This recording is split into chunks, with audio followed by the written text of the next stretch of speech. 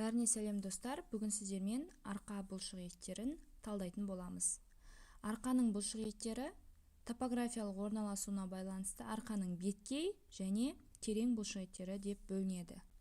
Арқаның беткей бұлшық еттері 3 қабаттан тұрады, яғни бір-бірін жауып орналасқан 3 қабаттан тұрады. Ең сыртқы қабаты, яғни бірінші қабаты, ол бізде ең бірінші бұлшық ет мускулус трапезеус, пішіні трапеция тәрізді болған, басталатын жері кеуде омыртқаларының арқа өсіндісінен төменгі талшықтары басталады, ортаңғы талшықтары желкелік байлам лигаментум нухеден басталады және жоғарыдан келетін талшықтары шүйде сүйегінің жоғарғы желкелік сызығынан басталады және төмен, сонымен қатар латеральды бағытта жүреді. Ортадағы талшықтар латеральды бағытта, ал төменнен келген талшықтар жоғары қарай бағытталып, латеральды аяқталады. Аяқталатын жері жауырынның қылқаны спина скапулы, сонымен қатар процессус акромионус, акромиондық өсіндісі және бұғана сүйегінің акромиондық ұшынан аяқталады. Қызметі жауырынды бір-біріне жақындатып тұрады. Келесі бұлшық ет, ол арқаның аса жалпақ бұлшық еті мускулус латиссимус дорси деп аталады. Бұл бұлшық ет жоғары талшықтары төменгі 4-5 кеуде омыртқаларының арқа өсіндісінен басталады, бүкіл бел омыртқаларының артқа өсіндісі және 8 көздің орталық қырқасынан тіщеленеді, сонымен қатар криста илиакадан, яғни мықын сүйегінің қырқасынан тіщеленіп жоғары қарай бағытталады бүкіл талшықтары және аяқталатын жері тоқпан жіліктің кіші төмпешігінің қырқасы криста туберкули минористен аяқталады. Өте жақсы дамыған гипертрофияланған үлкен бұлшық ет болып табылады. Оның қызметі қолды төмен қарай түсіріп отырады және оны артқа қарай тартып отырады. Әсіресе турникке тартылған кезде бүкіл денені осы бұлшық ет арқылы көтеріп тұрады. Бұл бізде бірінші қабат бұлшық еттері. Екінші қабат бұлшық еттеріне бізде ромб тәрізді бұлшық еттер жатады. Ромб тәрізді бұлшық ет кіші және үлкен болып бөлінеді, арасында саңылау арқылы бөлінген. Ромб тәрізді үлкен бұлшық ет мускулус ромбоидеус майор деп аталады.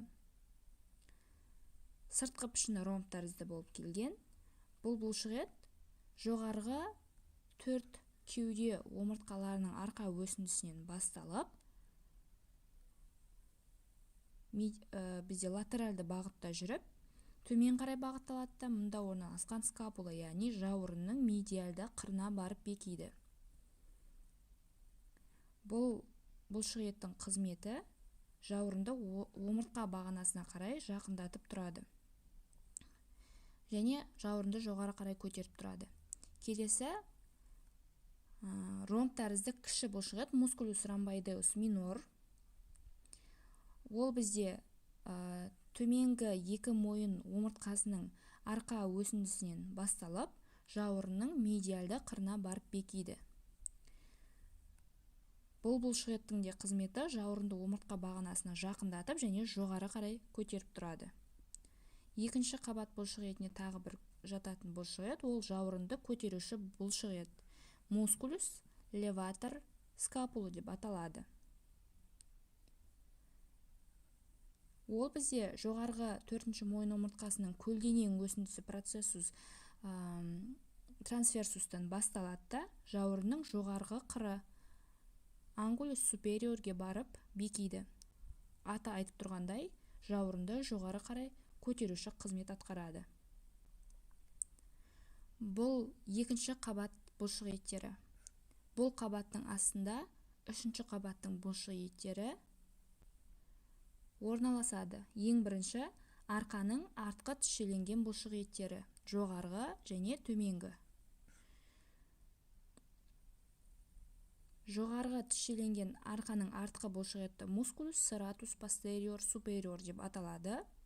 Бұл бұлшық ет төменгі екі мойын омыртқасының арқа өсіндісінен және жоғарғы екі кеуде омыртқасының арқа өсіндісінен басталып, төмен қарай бағытталып, қабырғаның бұрышы ангулюстен аяқталады. Бұл бұлшық еттің қызметі екінші және төртінші қабырғаларды демалған кезде жоғары қарай көтеріп, кеуде қуысын кеңейтіп тұрушы қызмет атқарады. Келесі бұлшық ет арқаның артқы тішеленген төменгі бұлшық еті musculus serratus posterior inferior деп аталады. Ол бізде мына орналасқан musculus latissimus dorsiдің астында жатады. Бұлшық еттің талшықтары төменгі екі кеуде омыртқасымен жоғарғы екі бел омыртқасының арқа өсіндісінен басталып, жоғары қарай бағытталады да, астында орналасқан төрт қабырғаның бұрышына барып бекиді.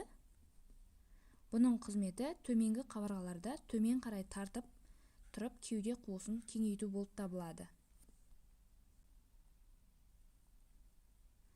Және үшінші қабат бұлшық еттеріне бізде musculus splenius capitis пен musculus splenius cervicis жатады. Яғни бастың белдік тәрізді бұлшық еті және мойынның белдік тәрізді бұлшық еті. Бастың белдік тәрізді бұлшық еті musculus splenius capitis бізде желке байламы ligamentум nuchedin өзінің байламдарын алады және жетінші мойын омыртқасының және жоғарғы үшінші, төртінші кеуде омыртқаларының аралық өсінділерінен басталып, жоғары қарай бағытталады да. Бізде musculus processus mastoideusке бір тармағының талшықтары және жоғарғы желкелік сызықшаның латералды қапталына осы бұлшық еттің талшықтары барып бекиді. Бұл бұлшық еттің қызметі екі жағы бірдей жиырылған кезде бас пен мойын омыртқаларын шалқайтушы қызмет атқарады. Келесі бұлшық ет бізде мойынның белдік тәрізді бұлшық еті деп аталады. Musculus splenius colli немесе cervicis деп атаймыз. Мына орналасқан бұлшық ет.